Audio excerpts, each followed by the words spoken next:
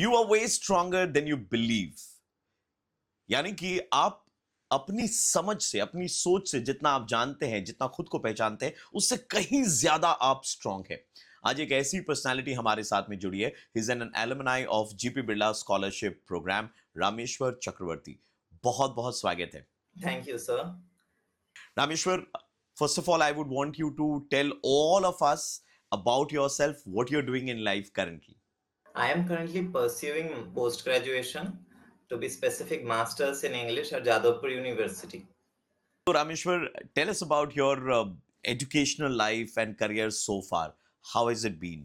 So I completed my secondary and higher secondary education from Bishnupur High School itself, where is my home. After my 12th, I got enrolled in Jadavpur University Department of English, and at that point of time, I got JP Birla scholarship, which enabled my coming, boarding here, the financial security to be specific. Yeah, without it, like it wouldn't have been possible to live in a city like Kolkata and pursue education from a premium university like Jadavpur University. So, you got seventh rank in your higher secondary exams. I mean, all over West Bengal, you got the seventh rank. Tell us about this part of yours and this achievement of yours. Okay, so after my 10th, I was very sure in which path I want to go.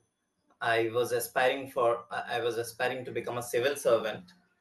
So I was well prepared for my 12th board exams, but just before 6 months of my exams, my mother passed away.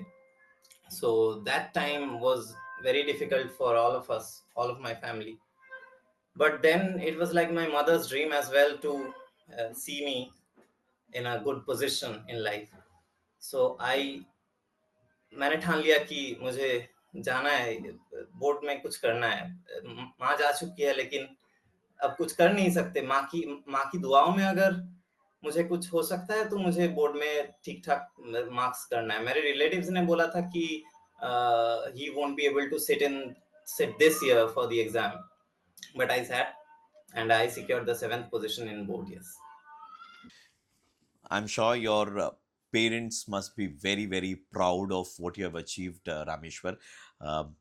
কিন্তু যদি কথা বলি তোমার মা বাবার সম্পর্কে, বাবা কি করতেন, কতটা ডিফিকাল্ট ছিল তোমার এডুকেশনকে সাপোর্ট করা সেই ইনকাম দিয়ে, সেটা যদি একটু বলো।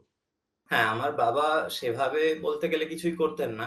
কন্ট্রাকচুয়াল বেসিসে ওয়ার্কার ছিলেন গ্রাম পঞ্চায়েতে।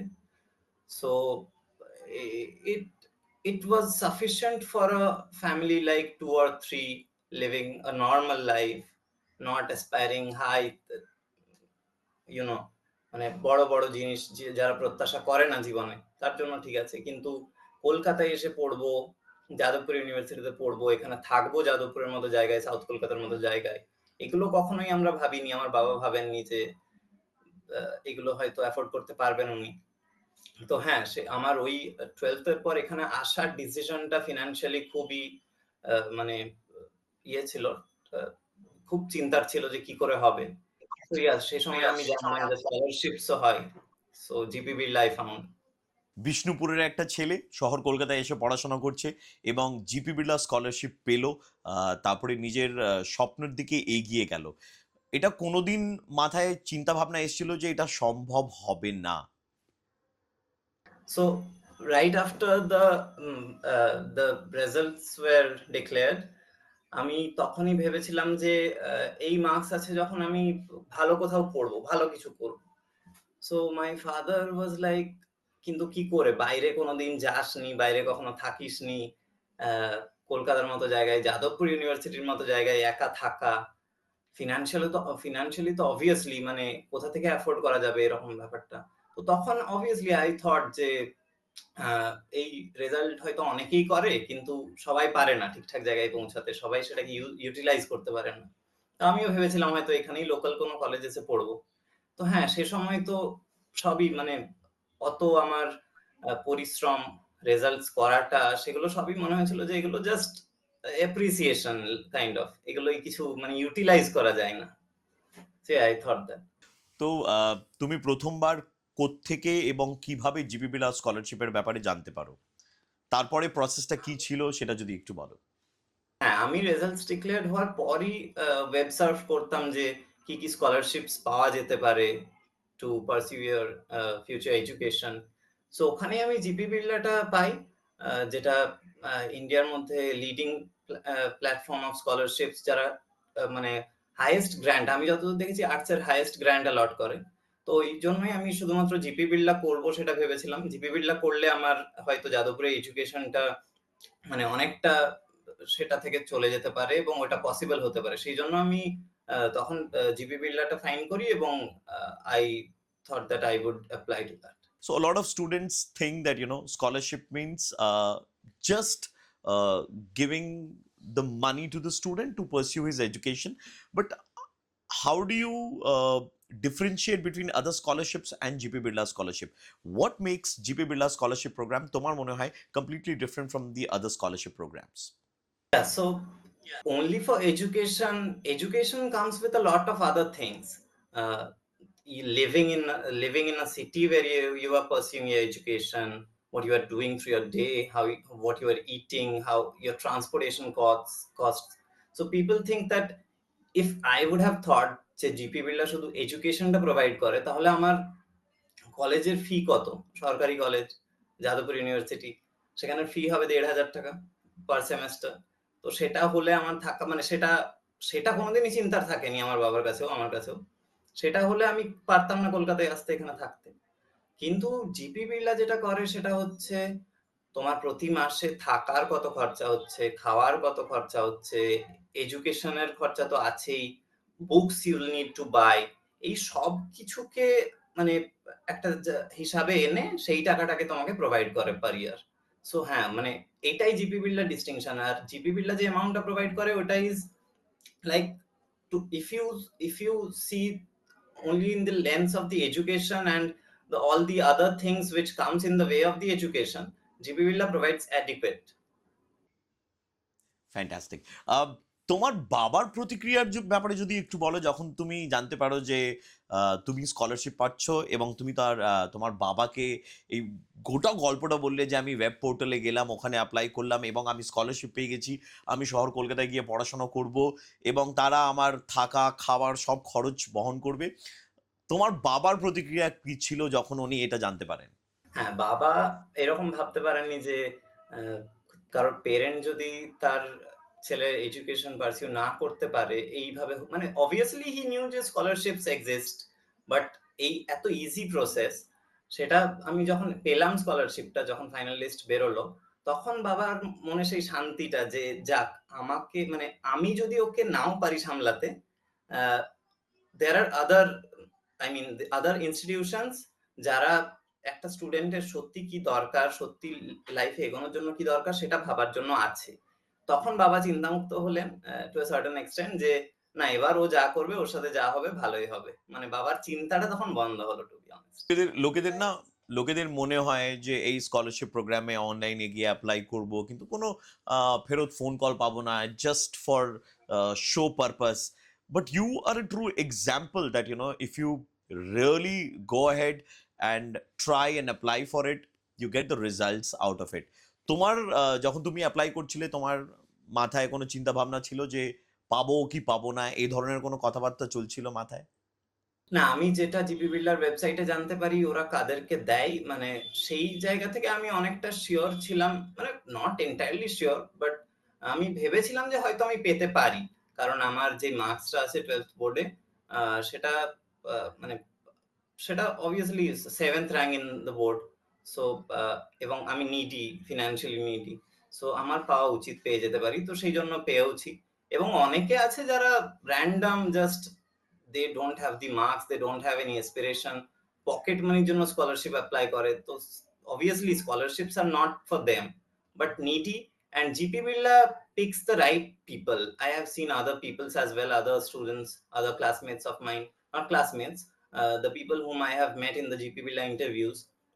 So they are needy as well, and they have good marks, good, like good educational qualifications. So GP Birla is correct in their that decision of picking the right students. So, Rameshwar, now imagine a situation and give me an answer. How would have your life shaped if there was no GP Birla scholarship program? Okay, so if any miracle wouldn't have happened, I would still have had studied in a local college in Bishnupur. If by God's grace I would have created the Braille map as well, it wouldn't have even got a single recognition. It এটা থেকে যেত ওই local কলেজের কোনো একটা দেওয়ালে, যেটা কেউ দেখতো না, কেউ বোঝার চেষ্টাও করতো না। সো আমার এডুকেশন তো হতোই না, এখানে এসে যে এডুকেশনটা পেয়েছি, যে শিক্ষাটা পেয়েছি, এবং মানে ওখানে আমি যাই করতে যেতাম, আমার ক্রিয়েটিভিটি ইউজ করে যাই করতে যেতাম, কোনো কিছুই রেকগনিশন পেতো না, এটাও আমি শিওর, কারণ ওখানের কলেজেসের এনভায়রনমেন্টটাও আমি জানি, দেখেছি। সো যারা জানে না তাদেরকে বলে রাখি कि रामेश्वर चक्रवर्ती ने किसी भी यूनिवर्सिटी का first ever in the world braille map बनाया at Jadavpur university and that all happened because he got a scholarship from GP Birla scholarship program के अंडर में and he was pursuing his education in Jadavpur University. What inspired you to come up with this braille map of the university?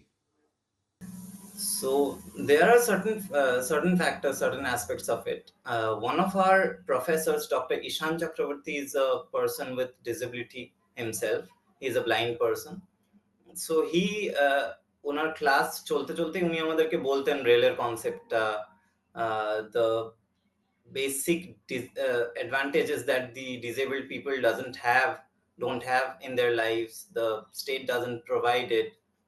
So ওই জায়গাগুলো থেকে আমরা কিছুটা inspired হই যে এদের জন্য কিছু করতে পারি, যদি তাতে আমার মানে আমার মাথা লাগিয়ে যদি তাদের জন্য কিছু করা যায়, তাতে আমার খুব খরচা হচ্ছে না, তাহলে তাদের জন্য কিছু করা উচিত। এবং আমার ইউনিভার্সিটিতে আমি বাকি স্টুডেন্টসদের দেখতাম, তাদের জন্য প্রপার এলিভেটরস নেই, সিঁড়ি দিয়ে তাদেরকে হুইল চেয়ারে তুলে নিয়ে যায় দুজন তিনজন করে।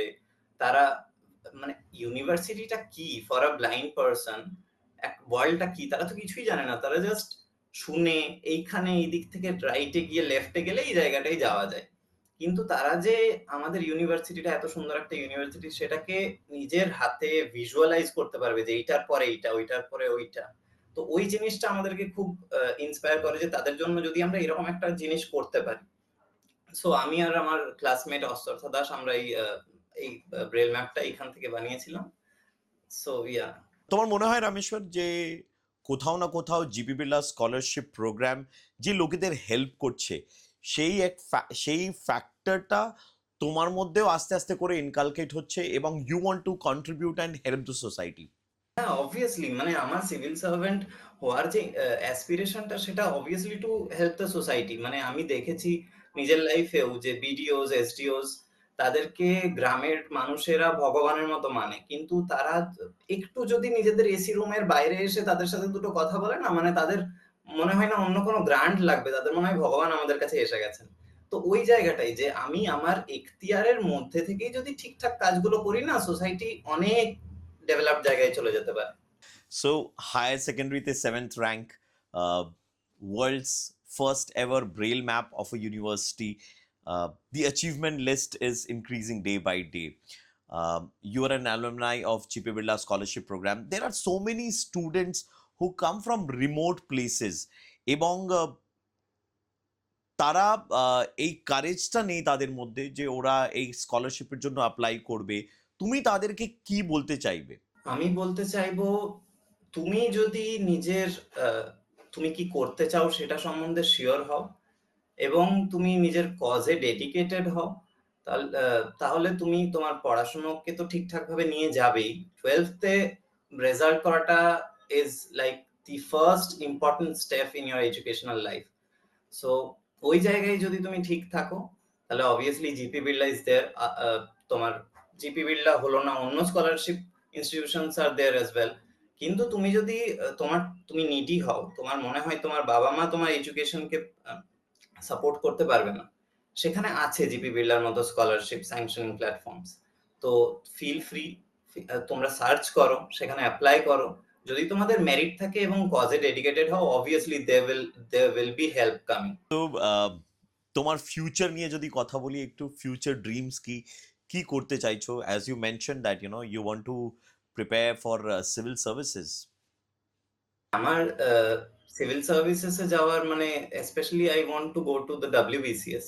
ওয়েস্ট বেঙ্গলেই থাকতে চাই আমি, ওয়েস্ট বেঙ্গলের জন্য কাজ করা অনেক বাকি এখন। সো ওয়েস্ট বেঙ্গলে গিয়ে আমি প্রথমত একটু মানে আমার এখতিয়ারের মধ্যে যে কাঠামোগুলো আছে না ছোটখাটো, আমি সেগুলোকে একটু মডিফাই করতে চাই, মানে নট চেঞ্জিং এনিথিং ড্রাস্টিক্যালি। কিন্তু আমি দেখেছি তো বিডি অফিসে গিয়ে একটা নোটিশ বোর্ড আছে, সেটাই জানি না 10-15 বছরের নোটিশ, মানে সেটার ইউজ হয় না।